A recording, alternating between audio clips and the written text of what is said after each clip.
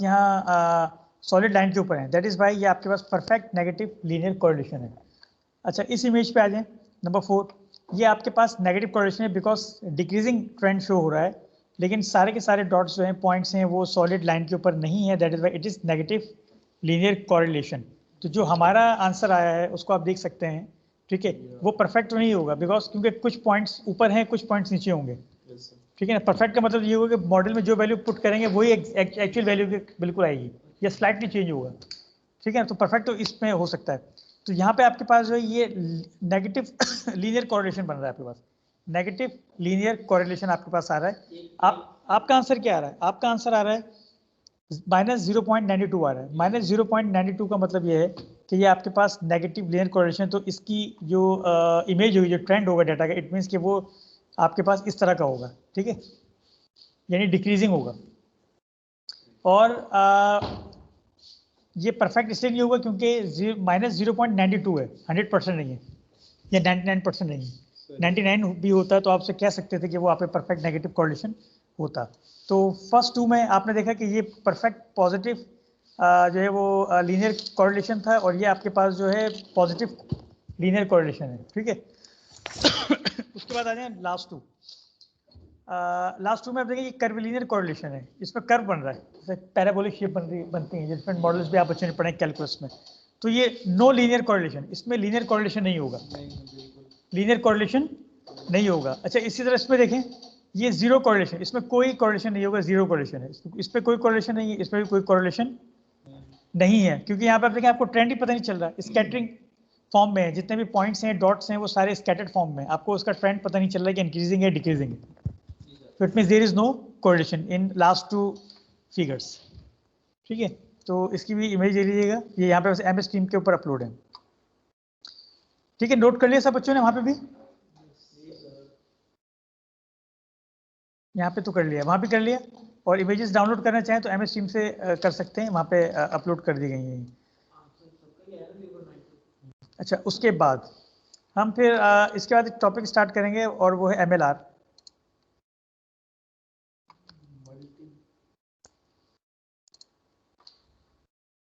Ji, MLR multiple regression and correlation. अच्छा, multiple में क्या डिफरेंस होगा? What is in your mind? SLR और MLR में क्या फर्क होगा? ये मैंने लास्ट टाइम बताया था वैसे कुछ। मल्टीपल में जैसे वहाँ पे एक बी था, यहाँ पे 2 बी हो जाएंगे, 2 एक्स हो गए, जैसे 2 ए हो जाएंगे। देखिए SLR के अंदर क्या था, सिंपल लीनियर रिग्रेशन में एक, सर वो मैंने लिया नहीं ना। देखिए उसमें ये था एक डिपेंडेंट है और एक ही इंडिपेंडेंट है। इसमें ये होगा कि डिपेंडेंट तो एक होगा लेकिन इंडिपेंडेंट एक से ज़्यादा हो सकते हैं, एक से ज़्यादा जितने भी हों। मतलब ये जैसे यहाँ पे 2 एक की एग्जाम्पल लिए, तो अगर 3 होंगे 4 होंगे तो इसी तरह से फॉर्मूला बन जाएगा। फॉर्मूला है या इक्वेशन है? ये जनरल फॉर्म है, एक डिपेंडेंट होगा। देखिए ये जनरल फॉर्म है MLR की। y कैप आ रहा है ना, देख रहे हैं आप मॉडल में, is equal to a plus b1 x1 plus b2 x2, ठीक है। क्या कर रहे हो यार, मोबाइल रख दो, ओके।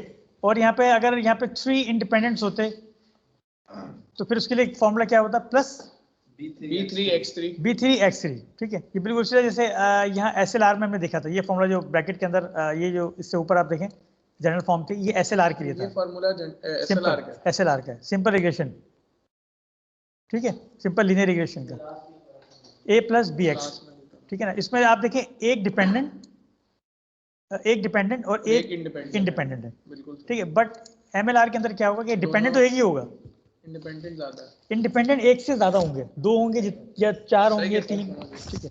तो जनरलाइज फॉर्म होपफुली सब बच्चों ने नोट कर लिया। अच्छा, अब जब जिस तरह हमने SLR को डिस्कस किया था, SLR में हमारे पास एक डिपेंडेंट था एक इंडिपेंडेंट था, तो वहाँ पे जो कॉन्स्टेंट्स आ रहे थे, कॉन्स्टेंट और जो कोफिशिएंट आ रहे थे वो 2 आ रहे थे, A और B आ रहे थे। बट MLR में जब आपके पास एक डिपेंडेंट हो और 2 इंडिपेंडेंट हो, ठीक है ना, एक डिपेंडेंट और 2 इंडिपेंडेंट हो, तो उस केस में आपके पास कॉन्स्टेंट्स क्या क्या होंगे? A होगा, B1 होगा और B2 होगा।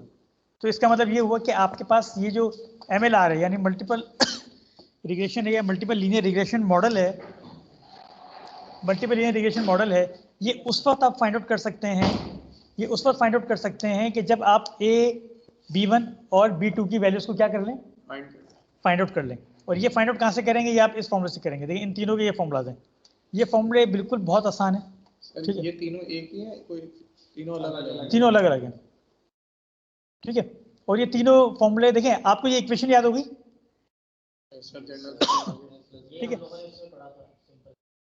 सिंपल ने पढ़ा था ना, इसी तरह की, बिल्कुल गुड। अगर आपको ये याद है ना, तो ये 3 इक्वेशंस आप इजीली बना लेंगे। कैसे, अब आप देखें, नोट कीजिएगा, इसको लॉजिक है, आपको ये 3 इक्वेशंस याद करने की जरूरत नहीं है। देखें y is equal to a plus b1 x1 plus b2 x2, ये आपके पास आ रहा है। सबसे पहला काम तो ये करें कि समीशन अप्लाई कर दें सबके ऊपर, यानी y के साथ भी कर दें, a पे भी कर दें, b1 x1 पे भी कर दें, b2 x2 पे भी कर दें। अच्छा, जब ये y के साथ समीशन अप्लाई होगा तो उस पर समीशन आ गया। अच्छा, कांस्टेंट के ऊपर समीशन अप्लाई करेंगे तो आपको पता है कि कांस्टेंट यानी उसका समीशन जो होता है वो n के इक्वल होगा। कांस्टेंट पे जब समीशन अप्लाई करेंगे, ठीक है, तो वो n के इक्वल होगा, यानी na हो गया। यहाँ पे समीशन अप्लाई किया था तो कांस्टेंट तो बाहर आ जाएगा, यानी b1 कोफिशिएंट है वो बाहर आ जाएगा, तो b1 समीशन ऑफ x1 हो जाएगा। And similarly for b2 and summation of x2 बन जाएगा। सर इसका हमारा n क्यों नहीं आया सर b के साथ? देखें, क्योंकि ये आपके पास कांस्टेंट है, इसके साथ कोई भी वेरिएबल नहीं है, इंडिपेंडेंट नहीं है, तो कांस्टेंट के ऊपर जब समीशन अप्लाई करेंगे तो वो n बन जाएगा, n। क्लियर हो गया? नहीं, देखें ये b1 x1 यहाँ पर है, लेकिन इसके साथ इंडिपेंडेंट आ रहा है ना, x आ रहा है। अब फॉर एग्जांपल यहाँ पे भी अगर x होता इसके साथ, तो फिर यहाँ पे भी समीशन और वो जो वेरिएबल होता x आता और a बाहर आ जाता, a बाहर आ जाता। ये पॉइंट क्लियर हो गया? अच्छा, अब अगर पहली इक्वेशन क्लियर हो गई, अब दूसरी की टेक्निक देखें आप। अब आपके पास यहाँ पर ये जो MLR है, इसमें कितने इंडिपेंडेंट है? 2 हैं। पहला इंडिपेंडेंट क्या है? पहले इस MLR में कितने इंडिपेंडेंट हैं? 2 हैं sir, x1 x2। x1 x2, ठीक है। पहला इंडिपेंडेंट क्या है? x1 है। तो आपको अब ये करना है कि इसी इक्वेशन को x1 से समीशन ऑफ x1 से मल्टीप्लाई करा दें, both side, left and right. Summation of x1 से पहला वेरिएबल है उसके सम से, समीशन ऑफ x1 से जब आप मल्टीप्लाई कराएंगे इस इक्वेशन को, तो देखें यहाँ पे क्या बनेगा, जब y से कराएंगे summation of x1 y, summation of x1 को अब a से मल्टीप्लाई करेंगे तो क्या बनेगा, a बाहर आ जाएगा, समीशन ऑफ x1 यहाँ मल्टीप्लाई करेंगे तो ये बनेगा b1 बाहर आ जाएगा, समीशन ऑफ x1 का स्क्वायर, x1 पहले मौजूद है और दूसरे समीशन ये इससे करेंगे। देखें आपके पास यहाँ पे कितने कांस्टेंट्स आ रहे हैं? 3 है, एक a हो गया, b1 हो गया और b2 हो गया, 3 है। जब आप इनकी वैल्यूज फाइंड आउट कर लेंगे और उनको यहाँ पुट करेंगे तो इसका इट मीन्स कि आपने मल्टीपल रिग्रेशन मॉडल निकाल लिया। मेन पर्पस यही होता है ना, बिल्कुल उसी तरह जैसे SLR में देखा, SLR में क्या किया था आपने, a की वैल्यू निकाली, b की निकाली तो मॉडल मिल गया। इसी तरह आप यहाँ पे a, b1 और b2 अगर निकालें तो मॉडल आपको मिल जाएगा। तो ये 3 इक्वेशंस, क्योंकि 3 कांस्टेंट्स हैं बेसिकली, तो 3 इक्वेशन बनेंगी। 3 इक्वेशंस को साइमल्टेनियसली सॉल्व करेंगे तो वो a, b1 और b1 मिल जाएगा आपको, ठीक है, ओके। तो अब आप देखें कि पहला आपके पास वेरिएबल, पहला इंडिपेंडेंट क्या है, x1 है। समीशन ऑफ x1 से इस पूरी इक्वेशन को मल्टीप्लाई करा दें, इस पूरी इक्वेशन को, ये जो जनरलाइज फॉर्म है MLR की, इसको मल्टीप्लाई करा दें आप समीशन ऑफ x1 से। तो जब y से मल्टीप्लाई कराएंगे तो समीशन ऑफ x1 y आ जाएगा, फिर a से मल्टीप्लाई कराएंगे तो a कांस्टेंट बाहर आ जाएगा, समीशन ऑफ x1। फिर समीशन ऑफ x1 को जब यहाँ मल्टीप्लाई कराएंगे तो समीशन ऑफ x1 और ये x1 का स्क्वायर हो गया, b बाहर आ गया, b1। एंड सिमिलरली जब यहाँ कराएंगे तो b2 बाहर आ जाएगा, summation of x1 and x2, ठीक है, ओके। नाउ अब थर्ड के लिए क्या किया होगा, अब ये आप गैस कर सकते हैं इसको, x2 को मल्टीप्लाई करा, समीशन ऑफ x2 को x1 से करा, ये जो जनरल फॉर्म है इससे मल्टीप्लाई करा दें। इक्वेशन 2 से करेंगे सर। ये जो जनरल फॉर्म है ना आपके पास, समीशन ऑफ x2 से इस पूरी इक्वेशन को मल्टीप्लाई कर दें, करवाना इसी एक को मल्टीप्लाई है, ये याद रखिएगा। x1 आ रहा तो दूसरे में, तीसरे में x3 आ जाएगा, बिल्कुल। तो अब यहाँ पे समीशन ऑफ x2 से जब मल्टीप्लाई कराएंगे इस जनरल इक्वेशन को, तो आपके पास क्या आएगा, समीशन ऑफ x2y हो जाएगा। यहाँ पे क्या होगा, देखें x2 आ जाएगा, यहाँ पे क्या होगा, x1 x2 हो जाएगा, यहाँ पे क्या हो जाएगा, इधर x2 का होल स्क्वायर हो जाएगा। क्लियर हो गया? x2 से कर लो। तो देखें आप स्टेपिंग अपने माइंड में रखिए इसको। पहला काम आपने क्या किया कि इसी इक्वेशन में आपने समीशन अप्लाई कर दिया, summation. Second step, summation of x1 से मल्टीप्लाई किया इसी इक्वेशन को, ठीक है। Third step, summation of x2 से इस पूरी इक्वेशन को मल्टीप्लाई किया, तो 3 इक्वेशंस बन गई। अब आप गैस करें कि अगर आपके पास फॉर एग्जांपल 3 इंडिपेंडेंट्स होते तो कितनी इक्वेशंस बनेंगी? 3 ही बनती है ना, नहीं, नो नो नो, अच्छा इंडिपेंडेंट्स यहाँ पे इंडिपेंडेंट्स कितने हैं? 2 हैं। 2 है सर, x1 x2 फिर 4 बनती है। वेरी चार गुड, बनते हैं। 4 बनती है। वो इस 3 से तरह, भी 3 से भी मल्टीप्लाई करा दो। बिल्कुल वो इस तरह होता है कि देखें A1 B1 x1 B2 x2 और फिर फोर्थ क्या होती है? b3 हो जाती है, B3 x3। फिर उसको मल्टीप्लाई करा हाँ, ठीक है, B3 B3 x3। तो फिर फोर्थ इक्वेशन जो बनती है उसमें किससे मल्टीप्लाई कराते हैं इसको? Summation of x3 summation of x3 से। Very good, summation of x3 से मल्टीप्लाई कराते हैं। ठीक है, तो फिर वहां पे आपको 4 वैल्यूज मिलेंगी। देखिए एक बात हमेशा रखिएगा, किसी भी इक्वेशंस में जितने अननोन्स होते हैं ना उतनी इसका मतलब इक्वेशंस होनी चाहिए तो आप सॉल्व कर सकते हैं। यानी फॉर एग्जांपल अगर आपके पास एक इक्वेशन है उसमें x और y है, ठीक है, तो सपोजिशन तो आप कर सकते हैं लेकिन उसका वैल्यू आप उसको सॉल्व नहीं कर सकते क्योंकि आपको फिर वहाँ पे 2 इक्वेशंस चाहिए। अब यहाँ पे आप देखिए a है, b1 है और b2 है, तो इट मीन्स कि 3 है, तो इट मीन्स कि यहाँ पे आपको कितनी इक्वेशन चाहिए? यहाँ से आपको ये 3 इक्वेशन वो आपने बना लिया यहाँ पे, ये अंडरस्टैंड कर लिया। ठीक है, अब हमारी कैलकुलेशन होगी डाटा के ऊपर। अब देखते हैं कि डाटा के ऊपर, जी बिल्कुल यही तो अभी बताया मैंने। एनीवे, जब 4 इंडिपेंडेंट्स 3 इंडिपेंडेंट्स हो जाएंगे तो इक्वेशंस 4 बनेंगी, 4 कांस्टेंट हो जाएंगे मींस। ओके, कैलकुलेशंस अब इसकी देखते हैं जिसमें आपको A1 B1 और B2 निकालना है। ठीक है, डाटा जो आपको मिलेगा एक बात हमेशा रखिएगा, वो आपको हमेशा इस फॉर्म में मिलेगा, y होगा, x1 होगा, बस x2 होगा, बाकी काम आपको खुद करना होगा। अब बाकी काम क्या करना होगा वो आप देखेंगे इन फॉर्मूलाज को देखते हुए। 3 इक्वेशंस में क्या क्या करना है, देखिए आपको क्या चाहिए। पहली इक्वेशन देखें आपको, समीशन ऑफ y निकालना है, और क्या चाहिए? समीशन ऑफ x1 निकालना है, समीशन ऑफ x2 x2 निकालना है। Second, summation of x1 y, summation of x1 और y, इसका मतलब इन दोनों का प्रोडक्ट प्रोडक्ट मल्टीप्लिकेशन होगी ना सर, और उसका सम, मल्टीप्लिकेशन फिर सम। यहाँ पे समीशन ऑफ x1 निकाला हुआ होगा आपने ऑलरेडी, समीशन ऑफ x1 का स्क्वायर जो होगा उसको स्क्वायर कर देंगे। नहीं, एक और कॉलम ऐसा नहीं होगा, इसमें x1 के स्क्वायर का कॉलम बनेगा, उसका सम है ये होल स्क्वायर नहीं है, समीशन के ऊपर स्क्वायर नहीं है। पहले x1 जो होगा उसका स्क्वायर लेंगे, पहले स्क्वायर लेके फिर सम होगा। यस, इसका पहले देखें ये आपको यहाँ कॉलम बता रहा होगा, ये x1 आपके पास ये है, जी तो एक कॉलम बनेगा x1 के स्क्वायर का, जी इसी का स्क्वायर होगा, इसी का उसका स्क्वायर, स्क्वायर ले लेंगे, इसका 2 का स्क्वायर, 2 का ये आप सबका स्क्वायर करके सम करेंगे तो ये आपको यहाँ पे समीशन ऑफ ये x1 का स्क्वायर सर पहले मिलेगा। हम टेबल बनाएंगे तभी हमारे को वो आसानी होगी ना। बिल्कुल बिल्कुल, लेकिन टेबल जो बनाएंगे, जो बताना चाह रहा हूँ वो इनको आप देखेंगे जो इसमें आपको फाइंड आउट करना है उनके हिसाब से टेबल बनेगा। x1 के स्क्वायर के टेबल बनेगा, x1 x2 summation of x1 x2, यानी एक कॉलम x1 x2 का बनेगा, एक कॉलम आपका बनेगा फिर x2 के स्क्वायर का। ठीक है, तो आप यहाँ पे देख सकते हैं कि यहाँ पे आपके पास y था, x1 था, x2 था, x1 के स्क्वायर का कॉलम बनाया आपने, x2 का स्क्वायर ले लेंगे, x2 के स्क्वायर का कॉलम बनाया, x1 x2 का ये कॉलम बना। ठीक है, और सर ये x1 जी x2 कैसे है उसी तरह आएगा ही, लेकिन जो वैल्यूज एक मिनट, x1 x2 कैसे सर दिया हुआ है ना। x1 x2 आप देखिए फॉर्मूले में ऊपर आ रहा है ना, यहाँ x1 x2 यहाँ आ रहा है, इट मीन्स ये रिक्वायर्ड होगा आपको, ये वैल्यूज गिवन कहाँ होगा ना उसमें, नहीं, ये आपको जो y x1 x2 गिवन होगा यहाँ से आपको निकालना होगा। मल्टीप्लाई कर लेंगे ना x1 ये कैसे निकालेंगे आप यहाँ देखिए स्क्रीन पे देखें, ये मल्टीप्लाई हो रहा है x1 और x2 का कॉलम। जी बिल्कुल, ये x1 y मल्टीप्लाई हो रहा है, बिल्कुल x1 का कॉलम ये रहा और y का कॉलम ये रहा, इनको मल्टीप्लाई कर दें, 12 को 2 से कर दें, ये देखें 24 हो गया, 10 को 2 से कर दें 20 हो गया, ये कॉलम हो गया। सिंपली वेरिएबल्स की वैल्यू दे जाएंगे, आपको सिंपली वेरिएबल्स की दिखाएंगे, बाकी आप खुद बनाएंगे। सर हमें सिर्फ ये 3 चीजें गिवन होंगी बस, बस x1 x2 बस, एग्जैक्टली। और अगर थर्ड याद करनी पड़ेगी क्योंकि हमें ये निकालनी है, x स्क्वायर ये भी याद करने की जरूरत नहीं है, ये आपको सारी फॉर्मूले में है, सब नजर आ रही है यहाँ पे क्या क्या निकालना है, फॉर्मूला ये आपको याद हो गया। इक्वेशंस याद होनी चाहिए, अच्छा एक मिनट, ये जो आपको ये कॉलम है ये टेबल याद करने की जरूरत नहीं होगी, independent listen to me please. ठीक है, यहाँ पे आपको ये वैल्यूज याद करने की जरूरत नहीं है, ये सारी वैल्यूज हैं यहाँ इन 3 इक्वेशंस के अंदर। अच्छा ये 3 इक्वेशंस याद करने की जरूरत नहीं है क्योंकि ये इस जनरल फॉर्म से बना रहे हैं, तो इट मींस आपको सिर्फ ये याद करना है। सर ये नीचे वाली वैल्यूज आप सारी अच्छा देंगे। There is no rectification. अच्छा सर एक और चीज है, हमने जो अपने कॉलम बनाए हैं उसमें एक आ रहा है x1 y का और एक x2 y का, तो सर हमने उन 3 इक्वेशंस में तो उसका यूज करा ही नहीं। किसका?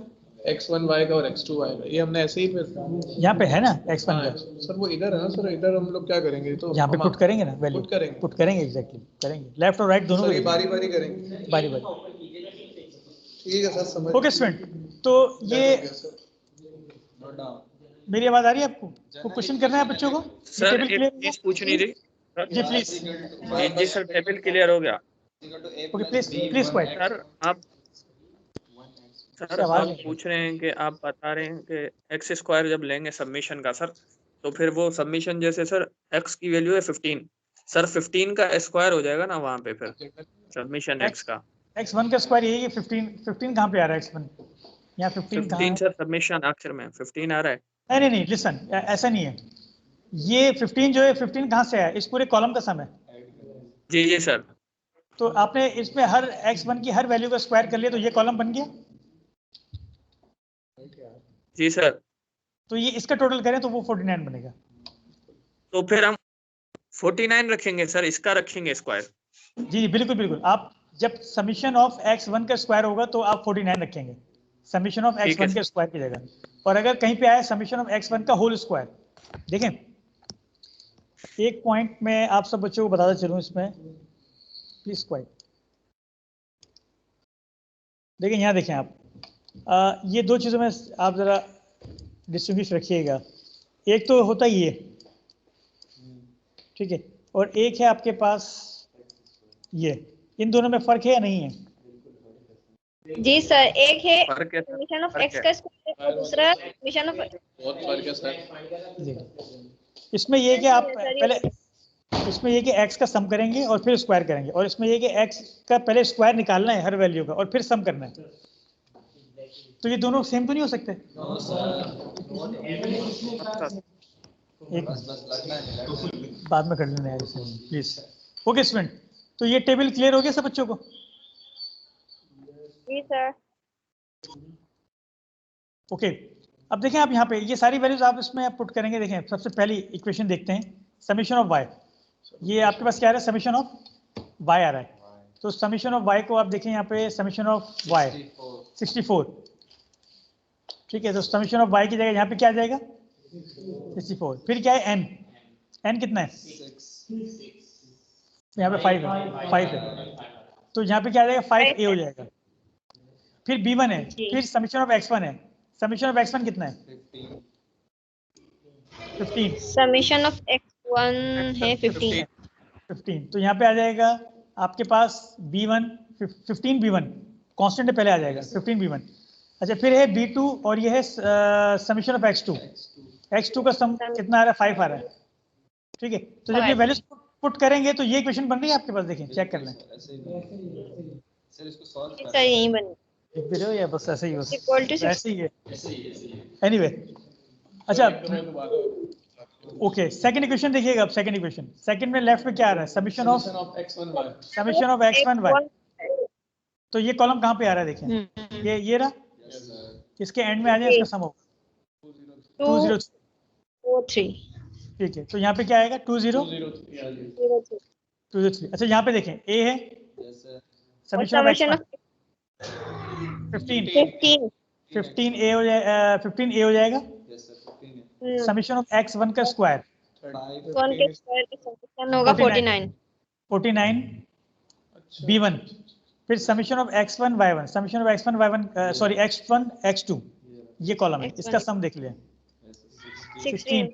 तो यहाँ पे क्या आ जाएगा आपके पास? 16b2। देखते हैं ये इक्वेशन नीचे, ये आपके पास आ रही है, ये देख लें सेकंड इक्वेशन, ठीक है। 15a plus 49b1 plus 16b2 is equal to 203। Sir इनको हम ऐसे ही हल कर लेंगे, बिल्कुल। फिर इसी तरह से ये थर्ड इक्वेशन भी बन जाएगी। अच्छा, अब इक्वेशंस को सॉल्व करने के डिफरेंट मेथड्स हैं। एक तो साइमल्टेनियसली होता है, एडिंग सब्ट्रैक्टिंग होता है, या मैट्रिक्स बना के भी कर सकते हैं। मैट्रिक्स में क्रैमर कर लेंगे तो बहुत आसानी से वैल्यूज आ जाएंगी। सर वो उस पे तो फिर वो एरर के चांस कम है, पड़ेंगे। एरर के चांस कम है। बाहर आपको जो इजी लगे, ये इंस्ट्रूमेंट वेरी करता है। दो कर मिड पॉइंट का नहीं होता, मिड पॉइंट का तीसरा निकल आएगा। ठीक है, देखिए इसके मैं आपको टेक्निक बताता हूँ क्वेश्चन की, अगर आप भूल गए हो। ये आपको 3 इक्वेशंस मिल गई जी। ठीक है। मैं आपको बताता हूँ इसमें सॉल्व कैसे करेंगे। 3 इक्वेशंस आपको मिल गई हैं। तो मैं इक्वेशन नहीं लिख रहा हूँ, मैं आपको ये बता रहा हूँ कि सॉल्व कैसे करना है। देखें ये इक्वेशन 1 है, इक्वेशन 2 है। मैं आपको सिर्फ एक मैप बता रहा हूँ जो आप इजीली फिर इसको समझ लेंगे। देखें यहाँ देखिएगा प्लीज, नहीं सुन लें, मैं आपको टेक्निक बता रहा हूँ।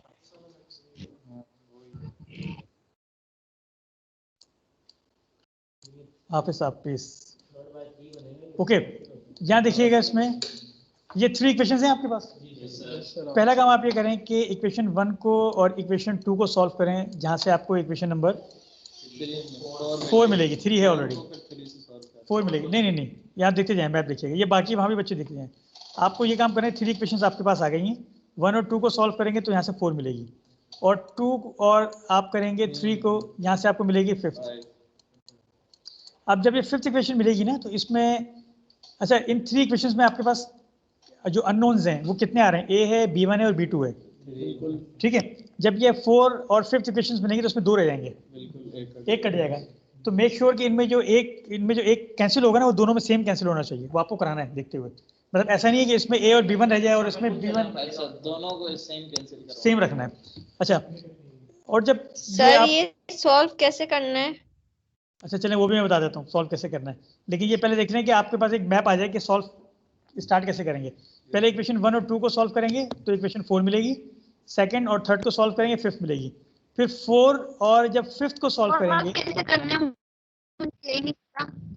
मैं बता रहा हूँ यहाँ पे आपको रिजल्ट मिलेगा। ठीक है, क्लियर हो गया? तो सर 4 और 5 को सेट होगा। जी, बोले बेटा, क्या कह रहे हैं? सर ये सॉल्व कैसे करना था, ये मतलब किस तरीके से सॉल्व करना है इन दोनों को, 2 इक्वेशंस को? मैं आपको बताता हूँ। अब आप यहाँ पे देखें, आपके पास ये इक्वेशंस हैं। जी सर।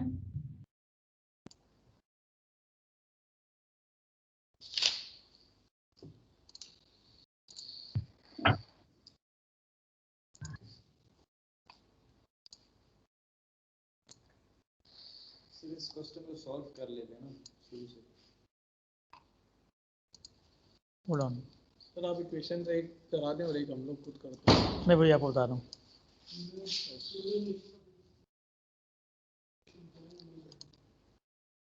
अच्छा, ये आप लोगों ने देखी है, मैं जो मैप आपको बताया था इसमें।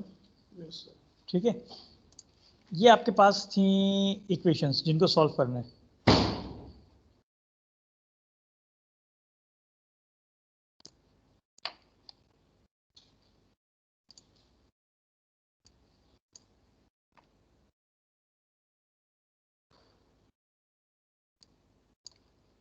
ठीक है, ये आपके पास इक्वेशन नंबर ये 1 है, ये 2 है। समझ नहीं आएगा आप लोगों के, जल्दी में। एनीवे, ये सेकंड हो गया, और ये आपके पास हो गई थर्ड इक्वेशन हो गई। जिस तरह से मैंने ऊपर मैप में आपको बताया ना इक्वेशन को सॉल्व करने का, तो वो इस तरह से करेंगे कि सबसे पहला काम आपको क्या करना है, इक्वेशन 1 और 2 को सॉल्व करें ताकि आपके पास इक्वेशन नंबर 4 आ जाए। बट ये सेट कर लें कि इक्वेशन 1 और 2 को सॉल्व करेंगे तो किस वेरिएबल को जो है वहाँ पे आपको कैंसिल आउट कराना है। अब इक्वेशन 1 और 2 को सॉल्व करना है, तो कैसे करेंगे? देखिए यहाँ पे 15 आ रहा है, यहाँ पे आ रहा है 5। तो इक्वेशन 1 को मल्टीप्लाई करा दें किससे? 3 से। इसको 3 से मल्टीप्लाई कराएंगे तो यहाँ 15 आ जाएगा। जब यहाँ 15 आपके पास आ जाएगा तो इन दोनों को कैंसिल आउट कर लीजिएगा, तो B1 और B2 की फॉर्म में आपको इक्वेशन नंबर 4 मिल जाएगी। कोमल, क्लियर हुआ आपको? सर पहले मल्टीप्लाई कराना है इक्वेशन 1 को, फिर इसके बाद इनको सब्ट्रैक्ट करना है? जी बिल्कुल, आप पहले इक्वेशन 1 को मल्टीप्लाई करा देंगे 3 से। ठीक है, ताकि इक्वल हो जाए, ताकि वो A इक्वल हो जाए। जी बिल्कुल, फिर इक्वेशन 2 के साथ सब्ट्रैक्ट कर दीजिएगा तो A कैंसिल हो जाएगा। ओके। तो B1 और B2 के फॉर्म में आपको इक्वेशन नंबर 4 मिल जाएगी। यहाँ तक क्लियर हो गया? जी, सब बच्चों को क्लियर है यहाँ तक? ओके, इसके बाद क्या करना था आपको? सेकंड और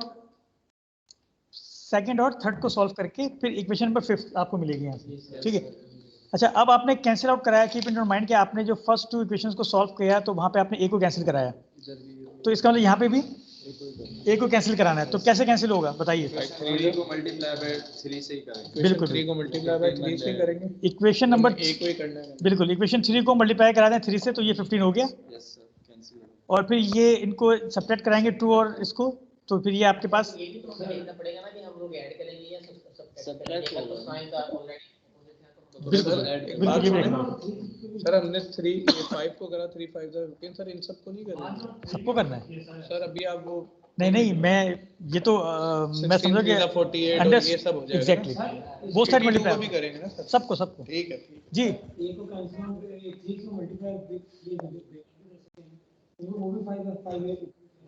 नहीं तो 1 और 3 को नहीं करना ना, 2 और 3 को करना है। नहीं एक मिनट नहीं आप ठीक कह रहे हैं, बिल्कुल कर सकते हैं वो तो कर सकते हैं आप, ये नहीं ये ठीक कह रहे हैं। ये तो हमने देखिए मैंने आसानी के लिए आपको ये मैप बनाया ना ताकि आप समझ जाएं। आप ये कह रहे हैं कि क्या हम 1 और 3 को नहीं सॉल्व कर सकते पहले, ये कहना चाह रहे हैं? बिल्कुल कर सकते हैं, उससे भी आंसर हो जाएगा।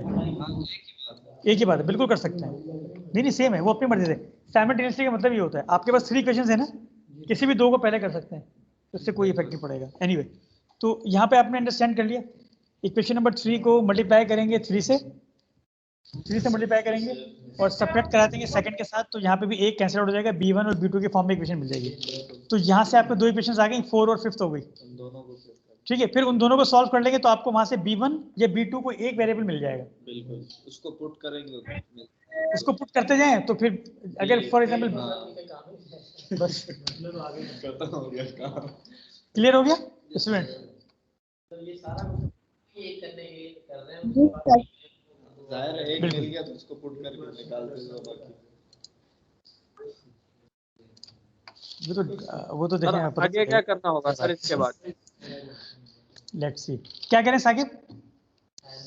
मैं कह रहा हूँ सर आगे क्या करना होगा जब ये इक्वेशन में 4 और 5 में वो आ जाएगा ना, काट के जब आ जाएगा तो उसका क्या करना है? देखें जब आपने क्या कहते हैं जब आपने तीनों को सॉल्व कर लिया इक्वेशंस को, तो आपके पास a b1 और b2 की वैल्यू मिल गई आपको।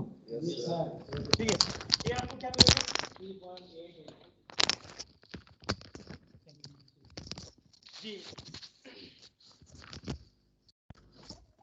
ये आपको क्या मिलेगा? 3.88 और b1 आपको क्या मिलेगा? 2.09, b2 क्या मिलेगा आपको? 2.65।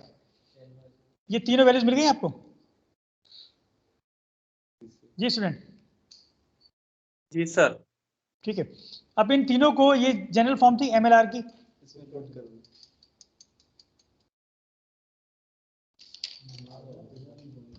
आवाज आ रही है? जी सर आ रही है। ठीक है, इसमें पुट कर देंगे, ए की जगह पे रखेंगे 3.88, b1 की जगह पे रखेंगे 2.09 रखेंगे, और इसमें b2 की जगह पे रखेंगे आप 2.65। तो ये आपके पास जो है MLR कंप्लीट हो जाएगा, मॉडल मिल गया आपको। क्लियर हो गया? Yes sir. जी, वहां से बच्चों को क्लियर हो गया? जी सर।